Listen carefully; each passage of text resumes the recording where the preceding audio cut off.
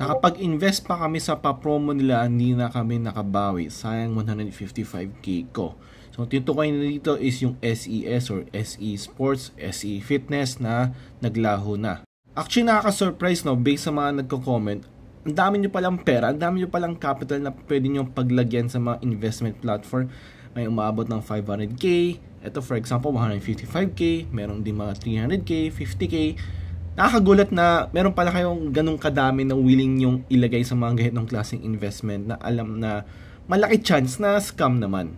So para naman hindi masayang yung capital nyo or pinapamigay nyo lang yung pera nyo sa mga scammer, magbibigay ako ng mga example ng mga legit na investments. Alright? First is syempre is sa mga stock market. Pag bumibili ka ng mga stocks, mga ibang stock doon ay nagbibigay ng dividend. Parang interest yun para sa inyo. Annually, may mga ibang maabot ng 10%, 8% annually. Binibigyan ka ng pera, no? Para kang sinesweldo, depende yan sa capital mo.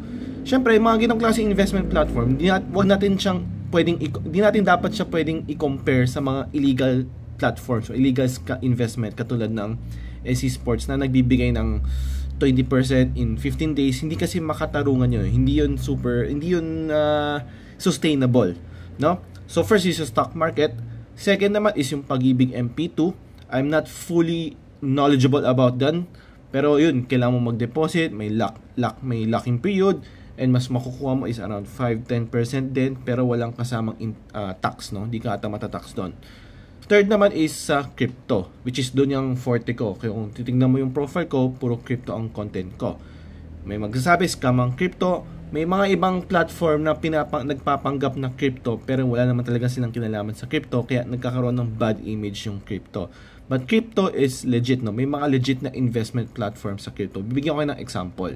So, ang gamit kong platform is OKX. Itong nasa sombrero ko, no? OKX. Ito yung homepage ng OKX. So, sa bawat exchange, katulad ng OKX, meron silang tinatawag na earn. Ayan, makikita mo yan dito. May earn, simple earn, on-chain earn. So, think of it as an interest din na binibigay sa inyo annually. So, dito sa OKX, meron silang bonus na 10% APR.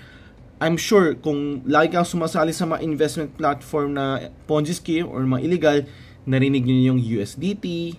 Madalas yung USDT yan yung parang US dollars natin. So ito yung gamit talaga, ito yung legit na USDT dito sa OKX. Kung saan, if nag-deposit ka ng USDT, magkakaroon ka ng 10% APR na bonus. 10% annually yan. So 10% divided by 365 days.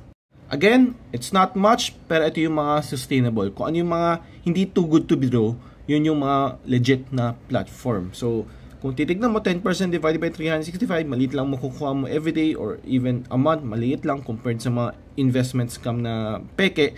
Pero at least dito, sigurado na hindi ka mananakawan, hindi ka makukuha ng mga scammer or hindi ka masascam. So ayun ha, binigyan ko na kayo ng legit na platform, no? Huwag na kayo magtatanong sa akin, legit ba to? Legit ba yan? Most likely scam yan. Ito na nga, binibigyan ko na kayo legit, 100% legit na mga investment ways.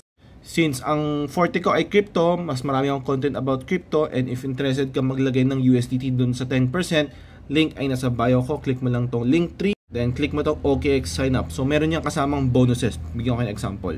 Ayan. So once na nagamay nyo na yung USDT, magde-deposit ka ng USDT, 10% APR, may mga iba pang ways para kumita ng extra rewards dito sa OKX.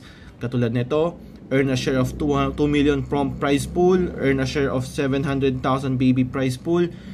Ibang topic na yan. So if interested kayo pag-usapan to, follow nyo ako.